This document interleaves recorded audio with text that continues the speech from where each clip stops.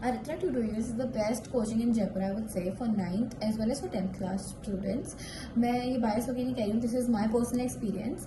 मैंने अरित्रा में 2 साल अपनी कोचिंग करी है एंड आई पर्सनली नो कि इससे बेटर मुझे कहीं और कोचिंग नहीं मिल सकती थी.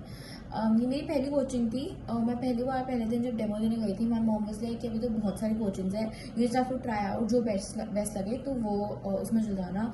But the day I came back from my demo, oh my God, मुझे बस ये पता था कि अरित्रा नहीं तो कुछ और नहीं, एकदम बेस्ट. मतलब एक पॉजिटिव ऑरा और एक बहुत ही एक अच्छी सी चीज़ क्रिएट हो गई थी और ऐसा लगा था कि भाई अरित्रा बेस्ट है.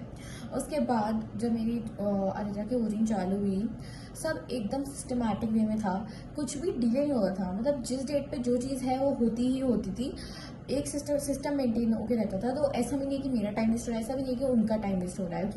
And second thing was extra classes. मतलब आप कभी एबसेंट हो रहे हो फॉर वट एवर रीज़न, या फिर आपको किसी चीज़ कोई एक सब्जेक्ट एक्स्ट्रा में पढ़ना है, कोई चैप्टर सॉरी, तो मतलब 2 सेकेंड लगते थे. So use to schedule the class even ma'am, और कभी भी हमारी क्लास हो जाती थी. मतलब अगर आप मतलब रात के 11:30, मतलब इतना मुझे पता है 10:30-11 बजे तक मेरी क्लास भी चली है.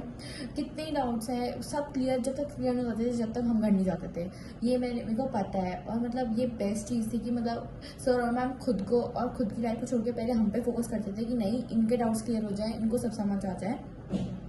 Then was the test system, जो कि मतलब हमारे 1 महीने में 2 बार टेस्ट होते थे. And this is by far the best thing, क्योंकि उससे एक आपकी चीज़ हैंड में रहती है, वो चैप्टर आपको लर्न रहते हैं.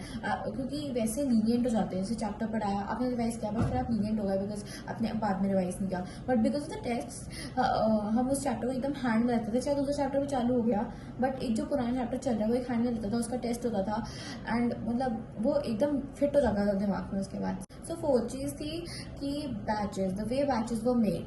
नॉर्मली कोचिंग में होता है कि आपने लेट ज्वाइन किया तो आप 2nd बैच में, आपने उससे भी लेट ज्वाइन किया तो 3rd बैच में, पहले ज्वाइन किया तो batch 1. But Aritra, and I think this is the only, मतलब सिर्फ अरित्रा में ये चीज़ है, this is a very good system and the best system I would say, कि आप बैच आपकी एबिलिटी और आपकी कैपेबिलिटी के हिसाब से बनाया जाता था कि आप कितना कर सकते हो और किन पे ज़्यादा वक्त देने का, किन पे ज़्यादा फोकस करना है किन बच्चों पे, उनको बैच 3 में रखते थे. And so batch 1, batch 2, batch 3, there were 3 batches. And मतलब this is the best thing, क्योंकि ना ही बच्चों का टाइम वेस्ट होता था, ना ही सर का टाइम वेस्ट होता था. एंड एक और चीज़ मैं कहूँगी, द कम्फर्ट. मतलब कभी भी अरित्रा में ऐसा अनकम्फर्टेबल फील नहीं हुआ, या फिर ऐसा फील नहीं हुआ कि यार कहाँ आ गई मैं.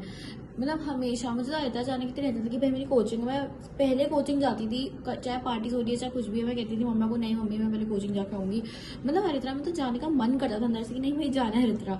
और एक कंफर्ट होता है ना, जहाँ आपको कंफर्ट मिल जाता है वहाँ पे एक पीस मिलता है. मतलब चाहे मैं पढ़ भी रही थी ना, इतने फन वे में हम पढ़ते थे कि सब क्लास में ही याद हो जाता था. घर पे आके बस एक रिविजन मारो और वो चीज़ एकदम दिमाग में सेट हो जाती थी.